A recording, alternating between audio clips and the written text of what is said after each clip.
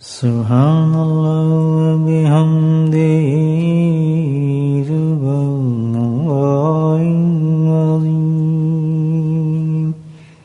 سبحان اللہ بحمدہ سبحان اللہ العظیم سبحان اللہ بحمدہ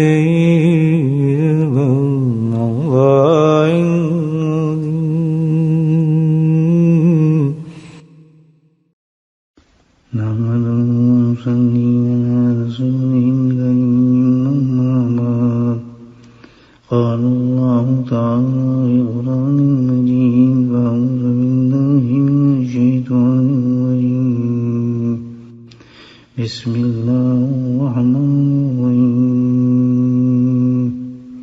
ان اللہ وملائکتہ یصلون علی النبی یا ایھا الذین آمنوا صلوا علیہ وسلموا تسلیما اللہم صل علی سیدنا ومولانا محمد عظیم الجود والکرم اللهم صل على سيدنا ومولانا محمد وآله وصحبه وبارك وسلم اللهم صل على سيدنا ومولانا محمد وآله وصحبه أما بعد أعوذ بالله الشيطان الرجيم بسم الله الرحمن الرحيم يا أيها الذين آمنوا كتب عليكم الصيام كما كتب على الذين من قبلكم لعلكم تتقون صدق الله العظيم.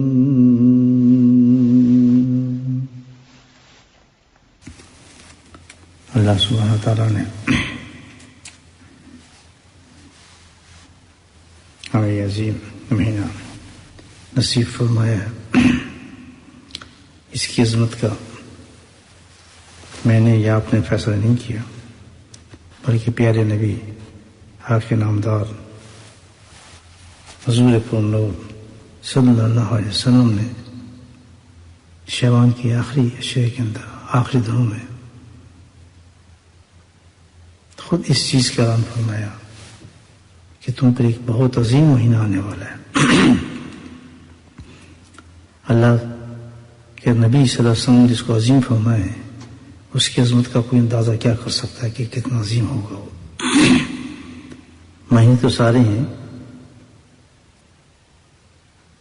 اور برکتیں اللہ پاک کے ہر مہینے اور دنوں کے اندر ہیں، لیکن بالخصوص اس مہینے کا آپ نبی صلی اللہ علیہ وسلم نے ارشاد فرمایا اور اس کی عظمت کے بارے میں فرمایا اور اس کی عظمت کی ایک مثال بھی آپ نے عطا فرمائی. اس کی عظمت کی مثال کہ اتنا عظیم مہینہ ہوگا، اس میں اتنی برکتیں ہوں گی اس ماہ کے اندر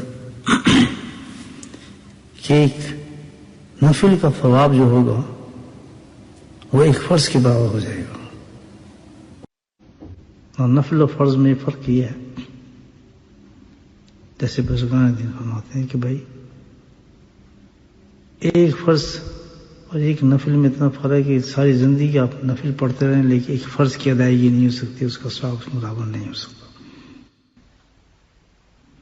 تو یہاں اللہ سبحانہ تعالیٰ نے اس ماہ کے اندر اس کی عظمت اور برکت اس قدر کر دی کہ اس پر ایک نفل کا ثواب ایک فرض کے برابر. تو فرض کا ثواب کتنا ہوگا؟ 70 گنا بڑھا دیا. تو سب سے بڑی بات تو یہ ہے کہ اس ماہ میں کسی بھی نیکی کو نفل سے مراد صرف یہ نہیں کہ بھائی نفل نماز، کوئی بھی نفل نیکی ہو، چھوٹی سی بھی نیکی ہو، اس کو نیکی کو سمجھ جائیں کہ فرض کے برابر اللہ سبحانہ تعالیٰ اس کا عطا فرمائیں گے. جس میں نوافل بھی ہیں، نمازیں ہیں، ہم چھوڑ دیتے ہیں اکثر. اس ماہ کے اندر سب سے بڑی احتیاط یہ کرنی ہے کہ 30 دن جو ہے اس کی برکت کسی اور مہینے میں نہیں مل سکتی جو اس ماہ میں. کسی بھی دن میں کسی جگہ پہ اللہ نے اتنا بڑا انعام نہیں دیا کہ 70 گنا جو ہے بڑھا دیے. اور پھر اس کی عظمت پہ ایک اور اللہ کے نبی نے مثال بیان فرمائی کہ اللہ سبحانہ تعالیٰ نے اس میں ایک رات ایسی رکھی ہے جو 1000 راتوں سے زیادہ بہتر ہے. اللہ کس اعتبار سے کہ جو کام بھی کریں گے اس میں تو 1000 راتوں سے زیادہ بہتر کام ہوگا. ایک رات ہوتی کتنی آپ کو سوچیں کتنی ہوتی؟ چند گھنٹے ہوتی ہے. اب تو بہت ہی چند گھنٹے ہوگی. عشاء کے بعد تراویح مغرب کے بعد شروع ہوتی ہے اور چھوٹی رات میں.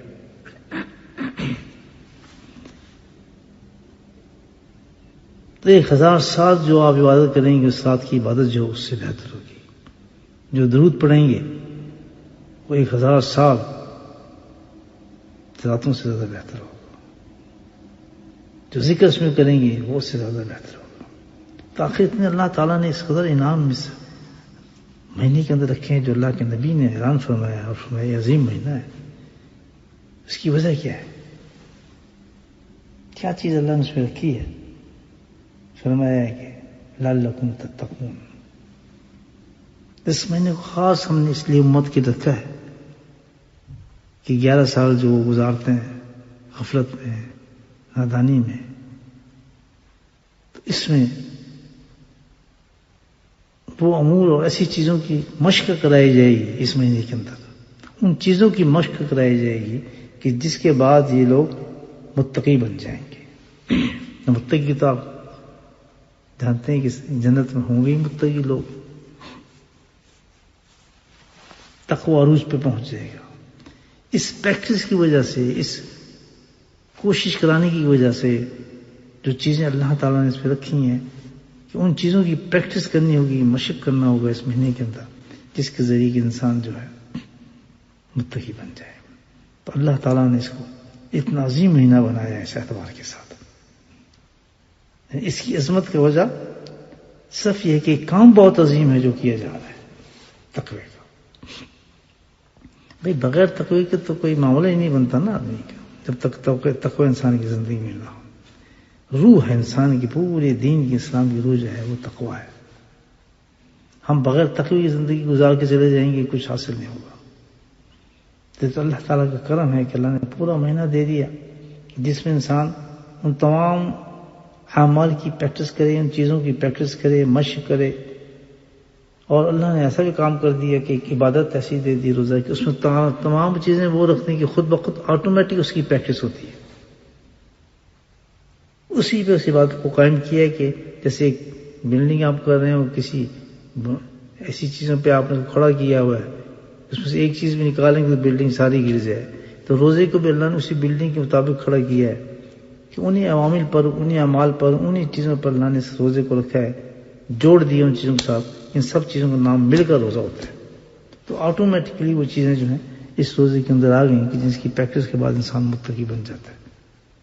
وہ بننا نہ بھی چاہے، روزہ تو رکھنا ہے فرض ہے، تو اس روزے کے اندر تمام وہ چیزیں آ جائیں گی. اور روزہ رکھنا چاہتا ہے، مطلب یہ نہیں کہ بھائی بس بھوک اور پیاس اور کھانا پینا، پراٹھے صبح اور شام کو، ماشاءاللہ بریانی، یہ مطلب نہیں، پکوڑے اور ماشاءاللہ معصومات. جو روزہ رکھنا چاہتا ہے اس کو پھر اس نیت سے روزہ رکھنا پڑے گا کہ میں روزہ رکھوں. روزہ جب اصل روزہ رکھے گا، حقیقی روزہ، تو اس میں تمام وہ سارے اعمال خود بخود آ جائیں گے جس کے ذریعے سے شام کو انسان متقی بن جاتا ہے. تو انہی چیزوں کے بارے میں ہم الحمدللہ اس ماہ کے اندر اس آیت کے تحت لعلکم تتقون کے کون کون سے اعمال ہیں جو انسان کو متقی بنا دیتے ہیں، اسی روزے سے تلاش کر رہے ہیں کہ روزے میں اللہ تعالیٰ نے کیا کیا چیزیں کی اہمیت بتائی ہے. جن چیزوں کو اللہ نے کہا کہ اس کو کرو، روزے کے اندر کہا ہے اس پہ پابندی اختیار کو سمجھو کہ وہ عمل ہے جو ہمیں متقی بنائے گا. اور اب جو ہم کر رہے ہیں اس کو 30 دن، تو اگر 30 دن ان چیزوں کو جو ہم کر رہے ہیں کنٹینیوس رکھا ہو، جتنی زندگی اس کے بعد 10 سال ہے، 5 سال ہے، 2 سال ہے، 3 سال ہے، 1 سال ہے، 2 ہفتے، کسی کو بتاتے نہیں، تو جب تک انسان کو زندگی رکھے گا ان تمام چیزوں کی پریکٹس اسی طرح کرے جیسے کہ ہم نے روزے میں کی الحمدللہ، تو وہ متقی ہو کے اس دنیا سے جائے گا، جس کے لیے کیسی کیسی خوشخبری اللہ تعالیٰ نے قرآن پڑھا، تقوی والوں کے لیے اللہ تعالیٰ نے بیان فرمائی ہے۔ ہر صفحے پہ آپ کو دیکھیں کہ متقیوں کی تعریف اللہ پاک نے کی، ہے ہی تقویٰ سارا۔ بڑے بڑے قصائد سنائے ہیں، قوموں کی باتیں بتائی ہیں، اور اس کے بعد اللہ نے جو قصہ نکالا وہ یہی کہ بھئی انسان تقویٰ نہیں تھا، تقی نہیں تھے، ہم کو برباد کر دیا۔ تو جن قوموں کی تعریفیں کی ہیں، بلند کی ہے، اللہ نے فرمایا یہ متقی لوگ تھے، میں نے کیا انعامات دیے۔ تو 30 دن اچھے خاصے انسان کو عادت پڑ جاتی ہے ان چیزوں کی، اگر 30 دن پریکٹس کر لے کسی چیز کی تو اللہ تعالیٰ نے برکت ایسے رکھ کے اس کو صحیح طریقے سے روزے کو پریکٹس کر لیں، 30 دن کے بعد تو الحمدللہ انسان کو باقی زندگی کے لیے مکمل عادت پڑ جاتی ہے۔ تعجب ہوگا کہ دیکھیں نا آپ، اب ہم اللہ اکبر کیا چیز ہے اللہ تعالیٰ نے جو ہے اس رمضان کے اندر برکتوں والی نہیں رکھی۔ عن ابی عمر رضی اللہ تعالیٰ عنہ قال قال رسول اللہ صلی اللہ علیہ وسلم ان اللہ ملائکۃ یصلون علی المتسحرین، حدیث ہے جس میں فرمایا، ابن عمر رضی اللہ فرماتے ہیں کہ نبی کریم نے ارشاد فرمایا کہ صبح کھانا جو انسان کھاتا ہے، سحری، جس کو ہم سحری کہتے ہیں، ایک ہوتا ہے ناشتہ، اور جب روزے رکھنے کی نیت ہو جائے تو بن جاتی ہے سحری، سحور کہتے ہیں اس کو الحمدللہ۔ وہ اتنی زبردست چیز بنتی ہے، اتنی زبردست چیز ہے سحری کہ اللہ سبحانہ تعالیٰ نے ان اللہ ملائکۃ یصلون علی النبی، کہ اللہ تعالیٰ کے ملائک اس انسان پر رحمتیں نازل فرماتے ہیں۔ ان اللہ، اور اللہ تعالیٰ بھی، خود اللہ اور اس کے فرشتے سحری کرنے والوں پر رحمتیں نازل فرماتے ہیں۔ ان اللہ ملائکۃ یصلون علی النبی، جس درود شریف کے بارے میں اللہ نے فرمایا کہ میں اور میرے فرشتے انسان پہ رحمت نازل فرماتے ہیں، تو یہاں سحر کے بارے میں فرما رہے ہیں۔ اب دیکھنے کہ یہ اتنا عظیم مہینہ ہے کہ صبح اٹھ کے اس نیت سے کہ میں نے روزہ رکھنا ہے، اس میں بھی اتنی برکت رکھنی، کوئی ایک مشن ہے روزے کے پیچھے، بہت بڑا مشن ہے کہ روزہ آپ کو متقی بنائے گا۔ تو اس کے کھانے بھی اتنا کھانا پاک ہو جاتا ہے وہ، کہ اس کھانے کے ساتھ انسان کے لیے فرشتے جو ہیں وہ برکتیں کرتے ہیں الحمدللہ۔ اور یہ اتنی فضیلت ہے اس کی، آپ اس سحر کھانے پر، کہ 70 صحابہ نے احادیث نقل کی اس کی فضیلت پر، 70 صحابی فضیلت بیان فرماتے ہیں اس سحور پر۔ تو اتنی برکت ہے، اللہ کے نبی ارشاد فرماتے ہیں کہ جو سحری جو ہے یہ ایک ضرور کھاؤ، کیونکہ اس میں اللہ تعالیٰ نے برکت رکھی ہے، سحری کے اندر برکت ہے۔ واقعی جب اتنی بڑی رحمتیں نازل ہوتی کتنی برکت ہے۔ عبداللہ بن حارث رضی اللہ فرماتے ہیں کہ ایک صحابی سے نقل فرماتے ہیں کہ حضور کی خدمت میں وہ ایسے وقت میں حاضر ہوا کہ آپ سبحان اللہ کیا سین ہوگا، آپ سحور فرما رہے تھے، اللہ روزے کے لیے سحری نوش فرما رہے تھے، کہ صاحب حاضر ہو گئے، تو آپ نے فرمایا کہ آؤ اس برکت کی چیز میں تم بھی شامل ہو جاؤ، کہ اللہ کی طرف سے تم عطا کی گئی ہے، اس کو مت چھوڑنا۔ یہ لفظ نبی وقت اس کو مت چھوڑنا، یہ اللہ کی طرف سے تمہیں خاص برکت عطا کی گئی کہ تم بیٹھو۔ ہاں ترغیب یہ فرمائے کہ کچھ بھی نہ مل سکے، ایک چھوارا، ایک کھجور، ایک گھونٹ پانی پی لو، وہ بھی تمہارے لیے کافی ہو جائے گا اس کے لیے، ثواب حاصل کرنے کے لیے۔ بعض لوگ ہوتے ہیں کہ رات کو کھا کے سو گئے بس تاکہ نیند پوری ہو جائے ہماری، تو پھر ایسے نیند پوری کرنے والے اس کو فجر کیا پڑھتے ہوں گے، تہجد کیا پڑھی ہوگی، جبکہ اللہ تعالیٰ کہتا ہے اس ماہ کے اندر تو ایک نفل جو ہے وہ فرض بن جاتا ہے۔ یعنی عجیب انسان ہے ہم لوگ کہ 30 دن بھی ہم اپنے نفس کو قابو نہیں کر سکتے، جو کھلی جنت مل رہی ہے، اتنے بڑے بڑے جہنم کے عذابوں سے بچ رہے ہیں۔ تو ان چیزوں کو ہم دیکھیں کتنی چھوٹی چیز ہے کہ اس کو بھی ہم حاصل کرنے کی کوشش نہیں کریں، جائے گا ہمارے ہی پیٹ میں۔ ٹھیک ہے آپ ترتیب کے ساتھ کھائیں، شام کے وقت جب روزہ کھولیں کھائیں ضرور الحمدللہ، لیکن دھیان سے کھائیں کہ اتنا کھائیں کہ سختی بہت برکت ہے، افطار میں تو بہت برکت ہے، اس انداز سے کریں کہ بھئی دونوں برکتیں انسان حاصل کر سکے۔ ایک ہی دفعہ نا تن لے اپنے آپ کو آدمی، چلو کس سے ہی ختم۔ اور اتنی برکت رکھی ہے، تعجب ہے۔ میں تو خود سوچ رہا تھا کہ حالانکہ بالکل انسان کو عادت نہیں ہوتی صبح کھانے کی، اور نیتی پہ صبح کیسے کھاؤں گا، اللہ اکبر۔ اور جس وقت وہ سحور کرنا شروع کیا الحمدللہ ایسے سے پیٹ کھل گیا، ایسی طبیعت حشاش بشاش صبح کھانے میں، یہ سے ہم عادی ہیں۔ دیر تک یہ بات سوچتا رہا کہ سبحان اللہ، کون اللہ کی اس برکت کا انکار کر سکتا ہے؟ کہ کبھی یہ ہو نہیں سکتا کہ اس طرح اٹھ کے آدمی 2:30 بجے اٹھ کے کھانا کھانا شروع کر دے یا کوئی چیز کھانے کی طبیعت نہیں مانتی، لیکن اس وقت نیند جیسی میں نے سحر کی ایسی حشاش پشاش دل کرتا ہے کہ یہ تو کھانے کا وقت ہے، بڑے آرام کے ساتھ ناشتہ کیا۔ اس سے بڑی برکت کی نشانی کیا ہوگی؟ تو اللہ کے نبی فرماتے ہیں آؤ بھائی، میں یہ برکت کی چیز ہے، تم بھی اس میں شامل ہو جاؤ، اور تائید فرمائی کہ اس کو کبھی چھوڑنا نہ، یعنی پوری امت کی طرف یہ پیغام بتا فرمایا۔ تو یہ ساری چیزیں اللہ نے کس لیے دی ہیں؟ لعلکم تتقون، یہ نشانی بتائی ہیں اللہ تعالیٰ نے، ان برکتوں کی چیزوں کو حاصل کریں، اس پہ عمل کریں کہ تم کیا مستقل 30 دن پر عمل کرنے کے ساتھ الحمدللہ پوری زندگی کے لیے ہمارے لیے یہ چیز بن جائے گی اور تقویٰ حاصل ہو جائے گی۔ تو اسی میں سب سے اہم چیز جو اللہ کے نبی نے ارشاد فرمائی، جیسے بتائیں سحر کا وقت،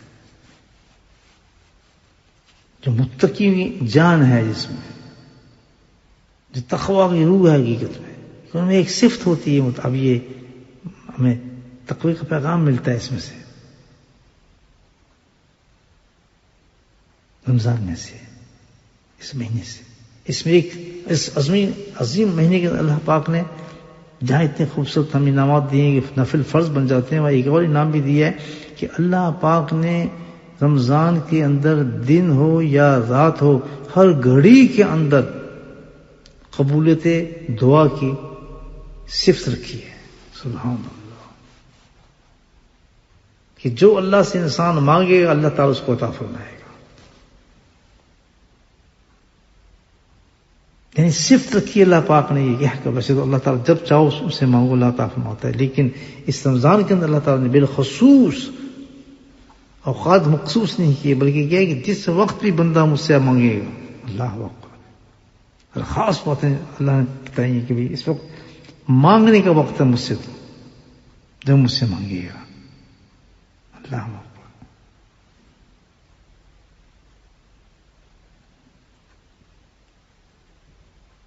ایسا سین ہوتا ہے کہ اللہ تعالیٰ فرشتوں کی طرف اعلان کر رہے ہوتے ہیں کہ بھئی کوئی ہے، اللہ سبحانہ تعالیٰ کہتا ہے آؤ مغفرت مانگو میں تم مغفرت دوں گا، آؤ مجھ سے اپنی دعائیں مانگو میں تمہاری دعاؤں قبول کروں گا، حاجات مانگو میں حاجات تمہیں دوں گا، مشکلات کے لیے دعا مانگو میں تمہاری مشکلوں کو دور کروں گا، پریشانی کے لیے دعا مانگو میں تمہاری پریشانی کو دور کروں گا۔ تو یہ وہ وقت ہے جس میں اللہ سبحانہ تعالیٰ انسان کی دعاؤں کو سنتا ہے پورے رمضان کے اندر۔ حضرت ابن مسعود رضی اللہ تعالیٰ عنہ روایت فرماتے ہیں جس میں کہ رمضان کی ہر رات میں اعلان کر دیا جاتا ہے یہ کہ جو چاہے مجھ سے مانگو میں تمہیں عطا کروں گا، اور ہر لمحہ اللہ نے ایسا رکھا ہے اس حال کے اندر کہ کسی وقت بھی انسان دعا مانگے، سحر کے وقت مانگے، افطار کے وقت مانگے، ظہر کے وقت مانگے، فجر کے وقت مانگے، اور وہ تو جو افضل ہیں ہی ہمیشہ جو تیسرے پہر میں دعا مانگتے ہیں، اللہ ہاتھ اٹھا کے اللہ سے دعا مانگے۔ یہ دعا مانگنا جو ہے یہ متقیوں کا شیوا ہے۔ اس میں کیا وجہ ہے کہ دعا کے اندر اللہ نے ایک صفت رکھی ہے، سب سے بڑی صفت یہ رکھی ہے کہ انسان جس دنیا میں ہے وہ ہر لمحے حالات سے گزرتا ہے، پریشانی ہے، مصیبتیں ہیں، پریشانی ہے، اور اس کے ساتھ شیطان کے سب سے بڑے داؤ یہ ہیں مایوسی ہیں۔ جب بھی انسان میں کوئی پریشانی آئے گی، مصیبت آئے گی، بیماری آئے گی، اس کے ساتھ ایک چیز آتی ہے، وہ مایوسی آتی ہے۔ لیکن متقی لوگوں کے اندر جب یہ چیزیں آتی ہیں مایوسی نہیں آتی۔ متقی جو ہوتے ہیں جس میں تقویٰ آ جائے، ان کی زندگی میں تو اس سے زیادہ کہیں آتے ہیں۔ آج میں حضرت صاحب کا خط آپ کو پڑھاؤں سناؤں تو آپ حیران ہو جائیں کہ کتنا اونچا انسان، کتنا بڑا انسان، اور ایک زندگی کا سکیچ میرے سامنے پیش فرما رہے ہیں۔ اس وقت میرے پاس نہیں، اور میں آپ کو خط پڑھ کے سنا دیتا ہوں۔ چند فکر اس کے آپ سن لیں، عجیب دیکھا حضرت نے خط مجھے لکھا جس میں آپ فرمائے کہ پریشانیاں ہیں، بڑھاپا ہے، بیماریاں ہیں، ہاتھ کام نہیں کر رہا، مشکلات سے زیادہ ہیں، یہ سارے حسن لکھے. ایسا آدمی حیران ہو جاتا دیکھ کے.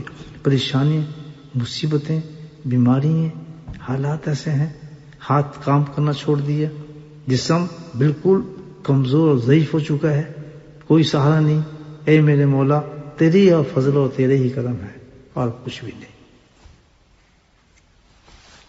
یہ اللہ کا اتنا بڑا ولی جو اپنے حالات کا اظہار کر رہا ہے اپنے مریض سے. اس پہ اتنی حوصلہ عطا ہوتا ہے کہ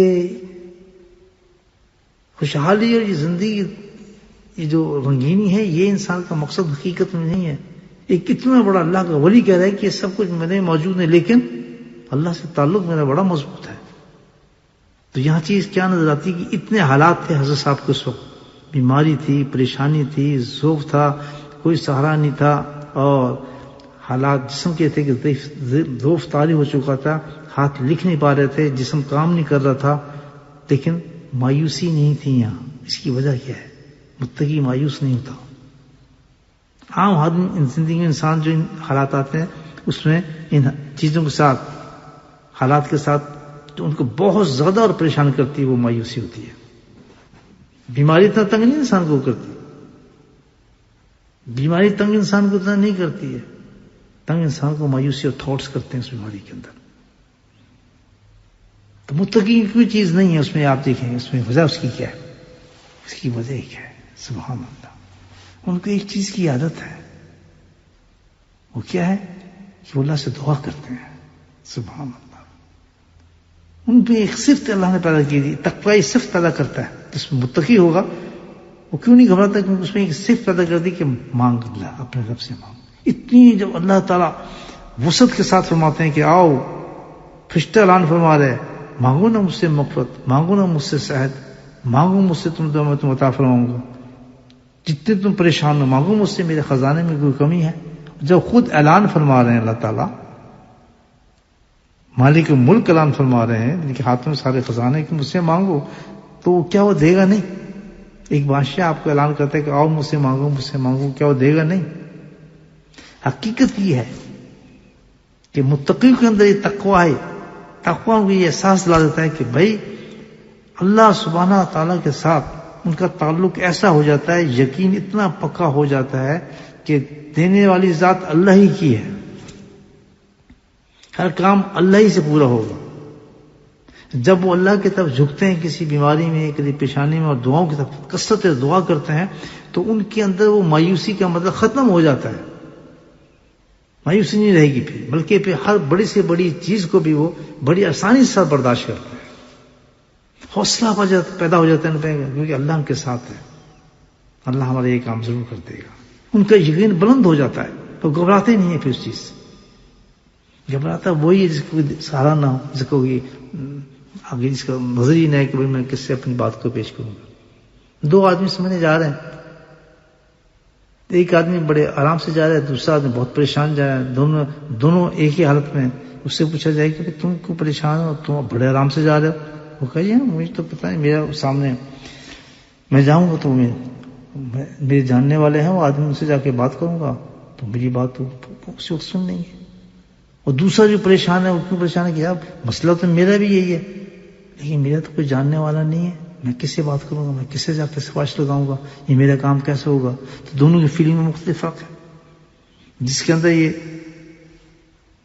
یہ معاملہ ہے اس کے ساتھ کہ وہ جائے گا تو وہ اس کے ساتھ آدمی ہوگا جو جانتے ہوگا، اس کا کام کر دے گا. تو اس کو پتہ ہے کہ میرے پاس کوئی آدمی جو میرا کام کر سکے. تو فرق یہ ہے متقی اور متقی غیر متقی میں. متقی وہ انسان جو ہر بات اللہ کی طرف رجوع کرتے ہیں اور ہاتھوں کو اٹھا دیتے ہیں اللہ کے لیے. اللہ تعالیٰ نے اسی لیے رمضان کے اندر ہر لمحے کے اندر دعاؤں کو رکھا ہے کہ ہمیں ایسی عادت پڑ جائے دعا مانگنے کے لیے، اپنی لالچ کے لیے. چلو ہم اولاد کے لیے مانگ رہے ہیں، اولاد نہیں ہے، چلو ہم کوئی اور پر ہماری پریشانی ہے اس کے لیے دعا مانگ رہے ہیں، یا بھائی دکان ڈبل کرنے کے لیے دعا مانگ رہے ہیں، یا بھائی قرض اتارنے کی دعا مانگ رہے ہیں، وہی صحیح. لیکن عادت تو پڑ جائے گی اس میں کہ میرا رب ہے کوئی، میرا خالق ہے کوئی، میرا کوئی جاننے والا ہے کوئی. یعنی یہ دعا مانگنا انسان کو اللہ تعالیٰ کے ساتھ ایک بہت قرب کا رشتہ بتاتا ہے. اور اللہ تعالیٰ اسی خوش ہوگا اس پر بندے پر کہ دیکھو یہ بندہ جانتا ہے حالانکہ اس نے مجھے نہیں دیکھا، میری جنت کو نہیں دیکھا، میرے فرشتوں کو نہیں دیکھا جو اس کی دعائیں کر رہے ہیں، صرف آن دیکھے ہو کر اتنا یقین کر رہا ہے کہ ایک طاقت اتنی بڑی ہے کہ میں مانگوں گا تو مجھے دے دے گی. سبحان اللہ. اس یقین پر انسان کے اللہ سبحانہ تعالیٰ جو ہے اس کی دعا کو فوراً سن لیتا ہے. اور نا امید بندہ جو ہے، نا امید جو بندہ ہے وہ ایسا ہے کہ اس کو کوئی سہارا ہی نہیں، کس سے مانگے، بس میں تو گیا، ڈوب گیا، بس اب یہ میرا معاملہ آ گیا، بس میں تو گیا، اب مجھے کوئی سہارے نہیں پوچھے. نہیں، جن کے پاس آگے سہارے نظر آ رہے ہوتے ہیں وہ کبھی نہیں گھبراتے اس چیز سے. تو تقویٰ جو ہے انسان کو الحمدللہ یہ بلند کرتا ہے دعاؤں کا، اور دعا متقی کا ہتھیار ہے. تبھی متقی پریشانی، جس میں اپنے حساب کی بات بیان بھائی، اور یہ روزہ ہمیں پریکٹس کرا رہا ہے. اس لیے اللہ پاک نے ہر گھڑی کے اندر، ہر گھڑی میں صرف تک جس میں سحور کی بات آپ کو بتائی، سحر کھا رہے ہیں آپ، دعا مانگ رہے ہیں، دعا قبول ہو رہی ہے. افطار کر رہے ہیں، دعا مانگیں، دعا قبول ہو رہی ہے الحمدللہ. صبح کے وقت میں دعا مانگیں، دعا قبول ہو رہی ہے. ہر گھڑی قبولیت دعا کی ہے. مانگتے رہو، جو مانگو. تو یہ عادت پڑ جائے انسان کے اندر، جب یہ عادت پڑے گی تو انسان متقی ہو. اس عادت کے بغیر تو متقی ہو نہیں سکتا. وہ متقی ہو نہیں سکتا جس کو دعا کی عادت نہ پڑے. لمبی لمبی دعا کرنے میں مزہ نہ آئے، اس کو اللہ سے مانگنے میں مزہ نہ آئے جس کو، اور اس کا یقین اتنا پکا ہو کہ جو میں دعا مانگوں اللہ تعالیٰ اس کو قبول فرمائیں گے، تو اس کے اندر مایوسی نہیں ہوگی. تو میرے بھائیو، تعلق متقون، اللہ پاک نے جو ہمیں رمضان دیا اور رمضان میں جو روزہ دیا اس میں ایک یہ فیکٹر رکھ دیا. اس کی مشق ہمیں کرنی ہے. جو مشق کرنے کے لیے ہمیں چیزیں دی ہیں اس میں سب سے اہم چیز مشق کرنے کی ہے کہ دعا مانگی جائے اپنے رب سے، اپنے حاجات کو پیش کرنے کی عادت پڑ جائے ہمیں. تو جب یہ عادت پڑے گی انشاءاللہ ہمیں 30 دن کے اندر تو متقی ہو جائیں گی. اس عادت کی وجہ سے اللہ تعالیٰ کہے گا یہ بھی اس نے پریکٹس کر لی. جتنی چیزیں بتائی جا رہی ہیں تقوی کے لیے اس میں ایک اہم چیز جو ہے وہ دعا بھی ہے. تو اللہ تعالیٰ ہمیں مایوسیوں سے نکالے، پریشانیوں میں ہمیں مایوسیوں سے نکالے، ہمیں حوصلے بند کرنے کی توفیق عطا فرمائے. وہ اس کا طریقہ یہ ہے کہ ہمیں دعا مانگنے کا اللہ تعالیٰ سلیقہ نصیب فرما دے. جب بھی کوئی پریشانی ہو، مصیبت ہو، بیماری ہو، بالکل نہ گھبرائے، سیدھا اس دربار میں چلے جائے جس کے پاس سارے خزانے موجود ہیں، اس پہ توقع کر لے گے. جو کچھ اللہ تعالیٰ کرنے والا ہے. یہ وہ اللہ ہے کہ جو مردہ زمین کو زندہ کر دیتا ہے، جو مردوں کو زندہ کرے گا. ہم تو کہتے ہیں مر گیا ڈیڈ باڈی پھینک دو، اللہ ان کو زندہ کرے گا. تو حیات، زندگی، رزق، فقر، معاملات سب اس کے اختیار میں ہے. ہم مانگتے ہی نہیں اس سے. تو رمضان ہمیں سکھا رہے ہیں مانگو مانگو، اللہ سے مانگو. جب مانگنے کی عادت پڑ گئی تو مایوسیاں ختم، پریشانیاں ختم، اور اللہ پہ یقین پختہ ہونا شروع ہو جائے گا انسان کا. اور یہی متقی کی نشانی ہے. جب تک یہ نہیں ہوتا انسان متقی نہیں بنتا. اللہ تعالیٰ نے توفیق نصیب فرمائے کہ ہم اپنی زندگی میں دعاؤں کا اہتمام کریں. رمضان میں کریں گے کہ ہر لمحہ ایسے ہر وقت دعا مانگنی چاہیے. یہ انتظار کرنے نہیں کہ جیسے ہم عام دنوں میں کرتے ہیں، جمعہ آئے گا، جمعے میں گھڑی ہوگی، پھر دعا مانگے تو قبول ہوگی، یا پھر ہم تیسرے پہر میں اللہ نے کہا ہے کہ رات صبح اٹھ نہیں سکتے، تہجد کو اٹھیں گے تب دعا قبول ہوگی. عام دنوں میں تو یہ چلتا ہے معاملہ. یا بھی یہ فلاں وقت نماز پڑھیں گے تو اس کے بعد دعا مانگیں گے، اس میں فضیلت دعا ہوگی. اللہ پاک کہتا ہے کہ ساری گھڑیاں مقبولیت کی ہیں جب مانگو. اتنی پریکٹس کر لو، اس کی مشق کرانے کے لیے اللہ پاک نے کھول دی ہے تاکہ پکی مشق ہو جائے اللہ تعالیٰ سے مانگنے کی ہماری. تب تک پکی مشق نہیں ہوگی دعا کی، ہمارے اندر نہیں جائے گا، ہم متقی نہیں بن سکیں گے. اللہ پاک ہمیں توفیق نصیب فرمائے. آخر دعوانا الحمدللہ رب العالمین. الحمد لله رب العالمين، الصلاة والسلام على سيد المرسلين شفيع المذنبين داعين الحبيب الأمين. اللهم صل على سيدنا ومولانا محمد نبي الأمي وأزواجه أمهات المؤمنين وذريته وأهل بيته كما صليت على آل إبراهيم إنك حميد مجيد. وسلم تسليما دائما أبدا كثيرا كثيرا. اللهم اغفر لنا ذنوبنا وظلمنا وهزلنا وجدنا وخطأنا وأمدنا كل ذلك عندنا اللهم اغفر لنا ما قدمت وما أخرت وما أسررت وما أعلنت وما أسرفت وما أنت عالم به أنت المقدم وأنت المؤخر لا إله إلا أنت یا اللہ یا رحمان یا رحیم یا غفار یا ستار.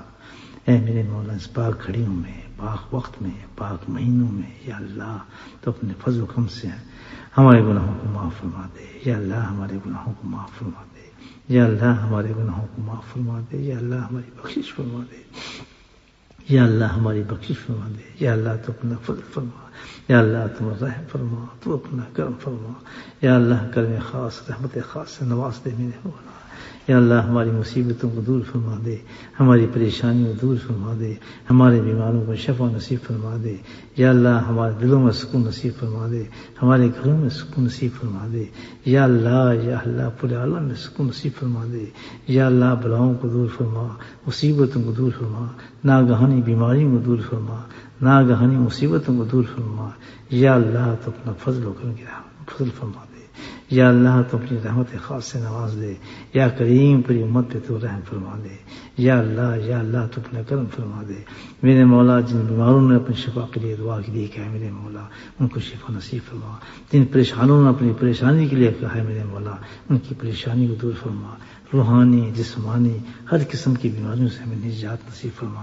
اے میرے مولا ہماری مسجدوں کو آباد فرما. یا اللہ ہماری مسجدوں کو آباد فرما.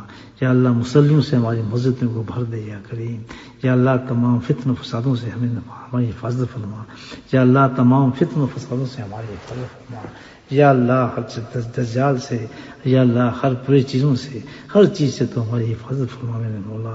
یا اللہ حاسدوں سے، جنات سے، یا اللہ جادوگروں سے تو ہماری حفاظت فرما. یا کریم تو اپنے فضل و کرم سے، اپنے کرم سے، اپنے رحم سے میرے مولا ہماری دعاؤں کو قبول فرما. یا اللہ ذکر میں جتنی بھی دعائیں مانگی ہیں تم کو قبول فرما. یا اللہ ان موقع پر جیسے اس گھڑی میں میرے مولا اس خاص گھڑی کے اندر جو بھی بڑے بڑے لوگوں نے دعائیں مانگی میرے مولا، انبیاء نے جب دعائیں مانگی، صحابہ نے جب دعائیں مانگی، یا کریم تیرے پیارے بندوں نے جو دعائیں مانگی یا اللہ ہم دعاؤں میں ہمیں بھی تو شامل فرما. جن چیزوں کی پناہ مانگی میرے مولا یا اللہ ہم ان سے ہی پناہ مانگتے ہیں، ہمیں پناہ نصیب فرما. یا رحم الرحمین یا اللہ تو ہمارے رزق میں برکت نصیب فرما. ہماری اولادوں کو ہماری آنکھوں کو ٹھنڈک بنا. اے میرے مولا تو ہمارے گھروں کے ماحول کو تبدیل فرما. یا اللہ ہماری اولادوں کو ہماری آنکھوں میں ٹھنڈک بنا. یا اللہ ہمیں دین اسلام پہ زندہ رکھ. یا اللہ دین اسلام پہ ہمیں موت عطا فرما. یا اللہ ہمارے دین کو مضبوط عطا فرما. یا اللہ ہمارے یقینوں کو مضبوط کر دے. یا رحم الرحمین تو اپنے خاص فضل و کرم سے میرے مولا اپنے حبیب کے صدقے سے ہماری آج کی تمام دعاؤں کو قبول فرما. وصلی اللہ تعالی علی خیر خلقہ نور عرشہ زینت فرشہ وآلہ وصحبہ اجمعین برحمتک یا ارحم الراحمین. سبحان ربک رب العزت عما یصفون وسلام علی المرسلین والحمد للہ رب العالمین.